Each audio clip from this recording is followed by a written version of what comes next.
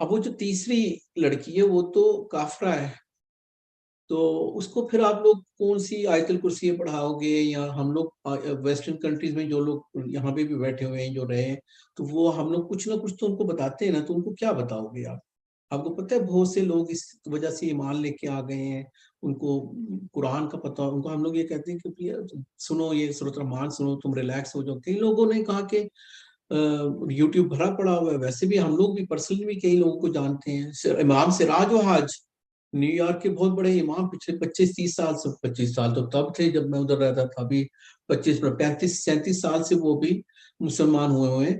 تو وہ جس نیو یارک کے جس سبر میں ہوتے تھے، وہاں پہ پولیس کو اتنی چپیڑیں پڑتی تھی، تو بعد میں جب وہ مسلمان ہوئے، انہوں نے دعویٰ پروگرام شروع کیا، تو سارے کالے زبردست، وہ پولیس بھی حیران، ان کے نیو یارک کے میئر، انہوں نے کہا کیا اس بندے نے، تو ان کی اتنی رسپیکٹ ہے۔ تو وہ کیا کہتے ہیں کہ جب مجھے کسی نے لے کے گئے، امام سراج و حاج، شاید آپ لوگ کو پتہ نہیں ہے، امام سراج و حاج وہ امریکہ کے ڈاکٹر ذاکر نائک ہیں، ایسے بندے سمجھ لیں، بلکہ ان کے بیچارے کو تو اکثر پاسپورٹ ہی ہولڈ کر لیتے ہیں، ان کو سفر بھی نہیں کرنے دیتے، کانفرنس پہ بھی نہیں جانے دیتے۔ تو وہ ہمیں خود ہی بتا رہے تھے ورجینیا کی مسجد کے، مجھے تو پاسپورٹ ان لوگوں نے رکھ لیتے ہیں۔ تو وہ کہتے ہیں جب میں ایک جگہ پہ گیا، مجھے نہ عربی آتی تھی، نہ میں نے عربی کبھی سنی تھی، نہ میں نے عربی نیوز پڑھی تھی، نہ مجھے کچھ بھی عربی کا نہیں پتا تھا۔ مجھے کوئی لے گیا تو میں ادھر بیٹھا تھا، تو سامنے کوئی قرآن پڑھ رہا تھا، کہتے مجھے نہیں پتا یہ کیا ہو رہا تھا، لیکن میری آنکھوں سے میں رونا شروع ہو گیا، اور کیوں آنکھوں سے میرے آنسو جاری ہو گئے، اور میں بولے جا رہا ہوں، اور روئے جا رہا ہوں۔ تو مجھے یہ پتا چلا کہ یہ کچھ اور ہے۔ تو وہ اچھا سم اپ کرتے ہیں، ہمیں ابھی بھی میں نے آپ کو ہنٹ دی ہے کہ دعا سب سے پہلے مجھے بتانا چاہیے تھا۔ تو کسی کے ذہن میں کوئی بات آئی ہے کہ اس کی دلیل ہوگی کیا؟ چلیں آپ کو ایسے بتاتا ہوں۔ ایوب علیہ السلام کو جب بیماری ہوئی تھی تو انہوں نے کیا بولا تھا؟ چلیں ایک ایک کر کے بتائیں۔ ربی انی مسنی الضر وانت ارحم الراحمین۔ زبردست، اچھا۔ اور موسیٰ علیہ السلام جب دو لڑکیوں سے ملنے سے پہلے جب سفر میں مصر سے بھاگ کے گئے اور درخت کے نیچے بیٹھ گئے اور ایگزاسٹ ہو گئے، تو انہوں نے کیا دعا مانگی تھی؟ ربی انی لما انزلت الی من خیر فقیر۔ صحیح۔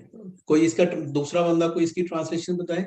اے اللہ، انگلش میں مجھے پتا ہے، مطلب whatever goodness you send my way، کہ میں اس کی منتظر ہوں، کہ جو بھی آپ گڈنس میری طرف بھیجو گے اللہ پاک، میں اس کی منتظر ہوں۔ میں تجھ سے ہر طرح کی خیر کی محتاج ہوں۔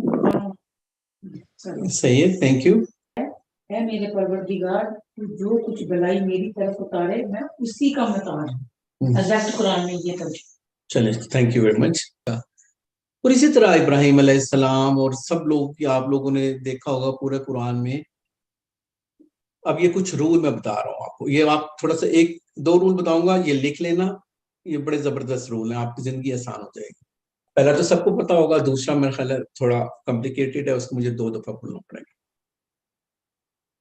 نمبر 1 رول، جب آپ کو کسی چیز کا جواب چاہیے تو ہمیں سب سے پہلے قرآن میں دیکھنا ہے، اس کے بعد ہمیں نبی کریم صلی اللہ علیہ وسلم کی سیرت میں دیکھنا ہے، مل جائیں گے جواب۔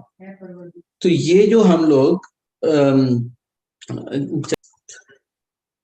تو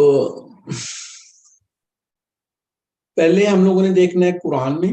اگر آپ لوگوں کو پتہ چل رہا ہے کہ یہ لوگ پریشان تھے، 2 لڑکیاں، تو اگر اللہ کے انبیاء اگر وہ پریشان ہوں، ابھی میں بی بی مریم کی تو میں نے آپ کو ابھی پوچھا، کیونکہ وہ ایک ایک کریں گے تو پھر وہ بی بی مریم کی جو ان کی ڈیلیوری کے ٹائم کے اوپر ان کی جو دعائیں تھیں، آپ کو پتہ ہے کہ وہ انہوں نے کتنا زبردست ان کی دعائیں تھیں۔ اور جب بھی انسان جو بڑے لوگ تھے، کیا وہ بی بی مریم تھی، کیا وہ بڑے انبیاء تھے، جب وہ ڈیسپریٹلی کسی جگہ پہ پھنستے ہیں تو وہ سب سے پہلے بھی اور سب سے بڑی مشکل میں بھی سب سے پہلے اپنے اللہ کو پکارتے ہیں. تو ہمیں سب سے پہلے یہ تو جواب قرآن سے ہر جگہ سے مل جائے گا کہ ہمیں پہلے ایڈوائز کرنی ہے سمپل سی. کوئی بندہ بیمار ہے, اس کو نہیں سمجھ میں آ رہی, دعا مانگ بھائی.